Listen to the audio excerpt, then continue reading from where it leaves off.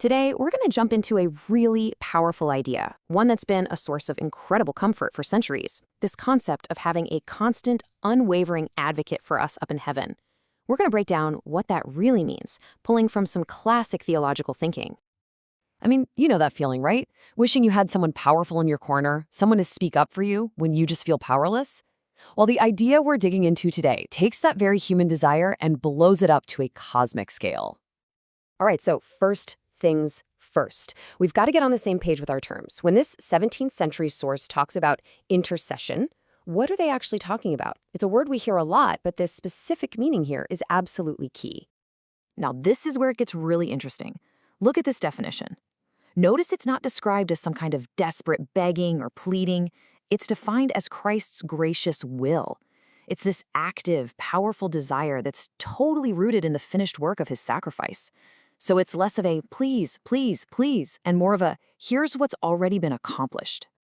And boom, this quote just drives that point home. The text argues that the way he intercedes isn't Father, please, it's Father, I will. See, this isn't a request coming from a place of weakness. It's a statement of will, coming from a position of ultimate majesty and authority. It's exactly what you'd expect from someone seated at the right hand of God. Okay, this here is a crucial distinction we have to make, the difference between his work on the cross and his work in heaven right now. Think of it like this. The sacrifice on the cross was the one-time, finished act that obtained our redemption. But the intercession in heaven, that's the continuous, ongoing work that applies that redemption to our day-to-day lives. One is done, the other is constant. They're two sides of the very same coin. So, how do we get our heads around this? Well, the source gives us a fantastic analogy pulled right from the Old Testament, the role of the high priest. This ancient figure is kind of like a blueprint that helps us understand Christ's ongoing work. Let's see how they stack up. And when you put them side by side like this, the differences are just wow. The Old Testament priest, he served for a limited time. Christ is a priest forever. The old priest went into a man-made temple once a year. Christ is in heaven itself, interceding continually. And maybe the biggest deal of all, the old priest's work had limits, it couldn't cover certain sins, but Christ's advocacy covers all of them. The source uses this comparison to show just how much more permanent and powerful Christ's role is. Okay, so we've got the definition and we've got the analogy, but what does this intercession actually look like? What is our advocate in heaven, doing? The source breaks this big idea down into 6 specific, concrete actions.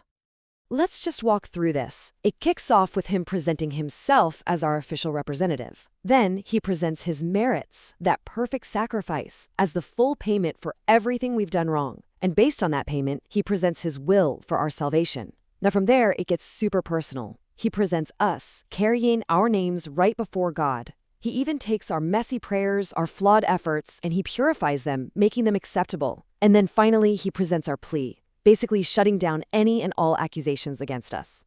It's just this complete, start-to-finish advocacy. I mean, that sounds pretty bulletproof, right? Which leads us to the final, really critical question. Why is this so effective? Why can't it fail? The source gives us 4 reasons that just build on each other, showing why this advocacy is so powerful. First off, it's powerful because of his official role. It's his job. As the high priest, he has the unique, official right to stand in God's presence for us and to be heard. This isn't just some nice gesture. It's his formal, established position. And second, get this. He didn't just appoint himself to this role. The text makes it clear that God the Father himself called Christ to this position. Just think about that for a second. The Father is already committed to hearing the very requests that he appointed the Son to make. The whole thing is basically set up for success. Then there's the third reason, and this one is personal. It's not just about an official role. It's about the relationship. He is the beloved Son. The source argues that this perfect, intimate bond between the Father and the Son gives his intercession this incredible persuasive weight that goes way beyond any formal office. And all of that builds up to the ultimate reason this is so powerful. He isn't just like God, he is God. He's of one substance with the Father. And what that means is that his will is perfectly aligned with the Father's will. Remember, he said, I and my Father are one. So his intercession isn't really a request that could be denied. It's an expression of the one divine will. God can't deny himself.